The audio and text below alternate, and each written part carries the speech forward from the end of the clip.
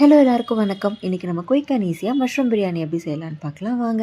அதுக்கு முதல்ல குக்கரில் நெய் எண்ணெய் விட்டு பிரியாணி இலை பட்டை கிராம்பு வகைகள்லாம் போட்டதுக்கப்புறமேட்டு பெரிய வெங்காயம் பெருசு பெருசாக கட் பண்ணி வச்சுருக்கோம் இல்லையா, ஸ்லைஸாக அதை போட்டுட்டு அதுக்கப்புறம் இஞ்சி பூண்டு பேஸ்ட் நம்ம மிக்சியில் அரைச்சிக்கிறதுக்கு பதிலாக தட்டி எடுத்துக்கிட்டால் ஃப்ரெஷ்ஷாக இன்னும் டேஸ்ட் நல்லாயிருக்கும்.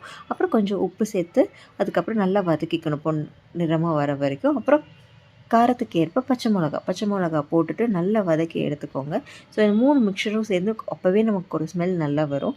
நல்லா கண்ணாடி போல் வெங்காயம் வதங்கினதுக்கப்புறமேட்டு கட் பண்ணி வச்சுருக்கிற தக்காளி நல்லா போட்டு நல்லா அதையும் வதக்கணும். தக்காளி சீக்கிரம் வதக்கணுன்னா மஞ்சத்தூளும் கொஞ்சம் உப்பும் போட்டிங்கன்னா கொஞ்சம் நல்லா சீக்கிரம் வதங்கிடும். இது ஒரு டிப்பாக கூட நீங்கள் எடுத்துக்கலாம். அது போட்டுட்டு கொஞ்சம் நல்லா வதக்கிக்கணும். தண்ணி இப்போ போடாதீங்க. அப்புறம் தேவையான அளவு உப்பு போட்டுக்கோங்க. நல்லா உப்பு போட்டதுக்கு அப்புறமேட்டு நல்லா வதக்குன்னு வதக்கிக்கணும். அதுக்கப்புறமேட்டு தயிர், எப்போவுமே பிரியாணிக்கெலாம் தயிர் போடுறது இது ரொம்ப என்ன சொல்கிறதுனா அந்த ஃப்ளேவரை நல்லா தூக்கி கொடுக்கும். ஸோ தயிரை போட்டுட்டு தண்ணிக்கு பதிலாக எப்போவுமே தண்ணி ஃபஸ்ட்டு ஆட் பண்ணாதீங்க.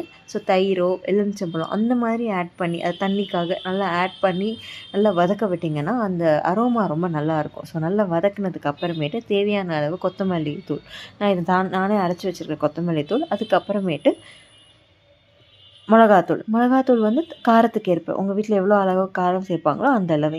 இங்கே குழந்தையும் சாப்பிட போகிறான்றதுனால கம்மியாக தான் நான் காரம் சேர்த்துருக்கேன். போட்டு நல்லா வதக்கிட்டு பேக்கெட் இருந்தது தான் பிரியாணி மசாலா கொஞ்சம், அப்புறம் கரம் மசாலா கொஞ்சம் போட்டுட்டு அதுக்கப்புறம் அதையும் நல்லா வதக்கிட்டு நல்லா அதுக்கப்புறமேட்டு பார்த்திங்கன்னா இப்போவே அரோமா ரொம்ப நல்லாயிருக்கும்.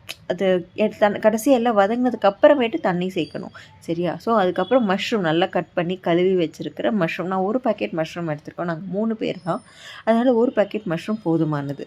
ஸோ அதனால் ஒரு பேக்கெட் மஷ்ரூம் நல்லா கழுவிக்கணும். ஃபஸ்ட்டே நல்லா கழுவிட்டு அப்புறம் உங்களுக்கு சில பேர் முழுசாக கூட போடுவாங்க. நான் கட் பண்ணி போட்டிருக்கேன் குழந்தையும் இருக்கான்றதுனால. போட்டுட்டு அதுக்கப்புறமேட்டு இந்த லெமன் நீங்கள் புழிஞ்சு விடும்போது தான் இன்னும் ஃப்ளேவர் ரொம்ப நல்லா இருக்கும்.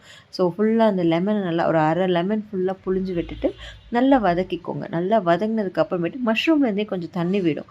ஸோ அது வரைக்கும் தண்ணி கொஞ்சம் ஆட் பண்ணாதீங்க. ஆல்ரெடி நம்ம கர்ட் சேர்த்துருக்கோம், லெமன் சேர்த்துருக்கோம் இல்லையா, அந்த தண்ணியோட கொத்தமல்லி புதினா அதெல்லாம் போட்டுட்டு நல்லா மிக்ஸ் பண்ணி விடுங்க. நல்லா மிக்ஸ் பண்ணி கொஞ்சம் நேரம் நல்லா கொதிக்க விடணும். கொதிக்க விட்டதுக்கப்புறம் இந்த மாதிரி இருக்கும். ஸோ நான் இதுவரை தண்ணி எதுவுமே சேர்க்கலை. ஸோ இப்போ தான் நல்லா வதங்கிறதுக்காக கொஞ்சம் 1 கப் தண்ணி சேர்த்துருக்கேன். அந்த தண்ணி சேர்த்துட்டு கொஞ்சம் நேரம் நல்லா கொதிக்க விட்டுடணும். அந்த கொதிக்க விடுற டைமில் பார்த்திங்கன்னா வீடே மணக்கும். அப்படியே அந்த மஷ்ரூம் வதங்க நல்லாயிருக்கும். ஸோ இப்போ பார்த்திங்கன்னா ஃபைனலாக நல்லா மஷ்ரூம் குக் ஆகிடுச்சு.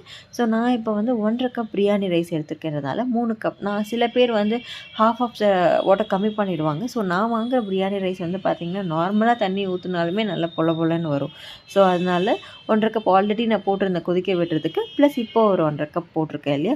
ஸோ அதோடு சரி அதை போட்டுட்டு அதுக்கப்புறம் மேலவும் மறுபடியும் கொத்தமல்லி தூவிட்டு அப்புறமே கஸ்தூரி மேத்தி ஃபைனலாக இது போட்டிங்கன்னா ரொம்ப நல்லாயிருக்கும். கஸ்தூரி மேத்தியை டேரெக்டாக போடாமல் நல்லா கையிலேயே க்ரஷ் பண்ணி போட்டுட்டு அதுக்கப்புறம் கீ ஆட் பண்ணிவிட்டு நல்லா நீங்கள் க்ளோஸ் பண்ணிவிட்டு ஒரு விசில் நல்லா விட்டு எடுத்து அந்த விசில் அடங்கினதுக்கப்புறம் திறந்து பார்த்தா சுவையான மஷ்ரூம் பிரியாணி தயார்.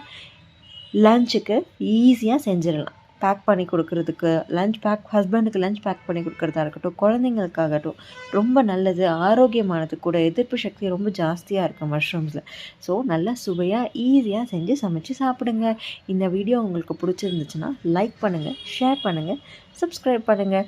மேலும் இந்த மாதிரி ஈஸியான ரெசிபிக்காக எங்கள் சேனலை ஃபாலோ பண்ணுங்கள். தேங்க்யூ, பாய். நாளைக்கு பார்க்கலாம்.